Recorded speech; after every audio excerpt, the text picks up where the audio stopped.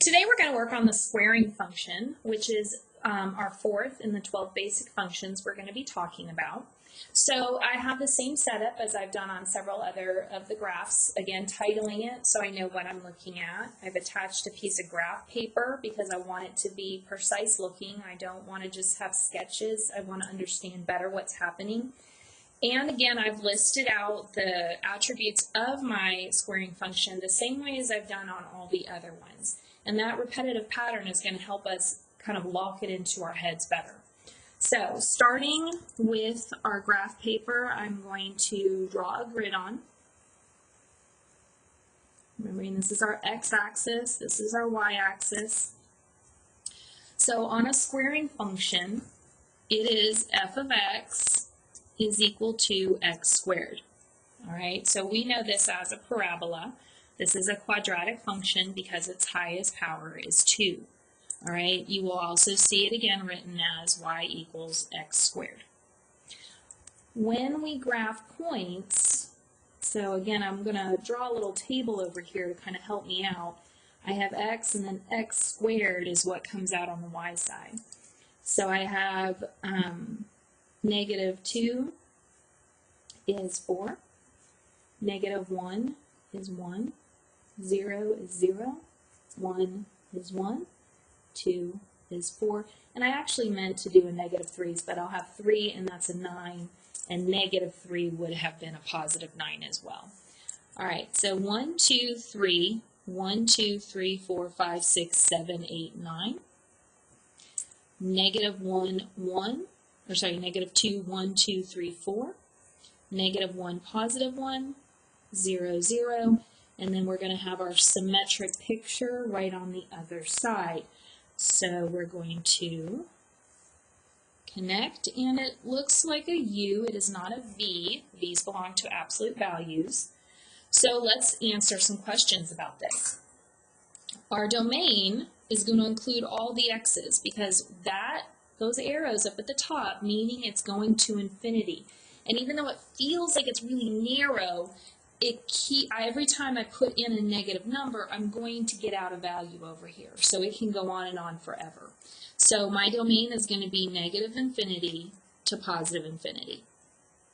My range starts at 0, and it is a hard start, meaning that it grabs 0, 0, and it continues towards positive infinity.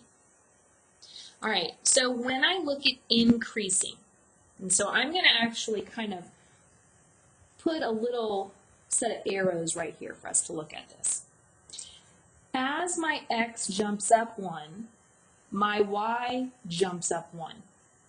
As I jump up again, so do my y values. This means it's increasing.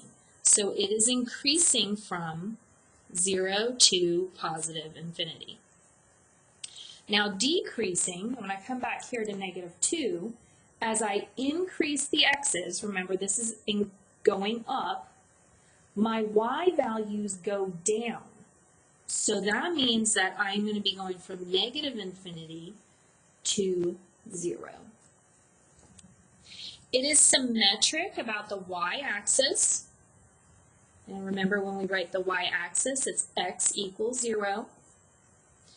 It is bounded from below, so I'm going to write bounded at below. It has an absolute minimum, as low as it can possibly be, at 0, 0. There is no horizontal asymptote and no vertical asymptote. And we also want to know that it is an even function. And I tend to forget where I put this one, so coming back over here, that's on the symmetric. So this is an even function. Remember, even is when both arrows are headed in the same direction. So they're both headed up or they're both headed down, as long as they're both doing the same thing. My end behavior, we need to write it as a limit again. So as x is approaching negative infinity, so as I keep going negative and negative and negative, my graph keeps getting more positive. So f of x is going to reach towards infinity.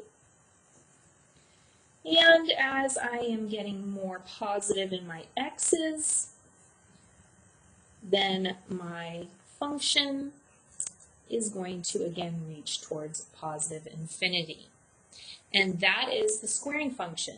Now, a little reminder for when we're graphing to make our graphing easier. We have a pattern that forms up, and if you look back, we talked about our pattern over here. Graphing pattern, one right, one up, one right, one up. This graphing pattern, and you will see how we apply this, so no worries if you're not quite sure what I mean right yet. Again, graphing pattern is not slope. So I go one right, I go one up. I go one right, I go three up. I go one right, I go five up. Now I could go one right, seven up, nine up, and all those things. It gets a little tedious. What's nice about this is if we have a vertical stretch, all I need to do is multiply that number by this one, and that'll tell me how many I should go from that point. And again, we'll see that later on. Don't worry about it right now. Just know that it's there if you need it. Best of luck.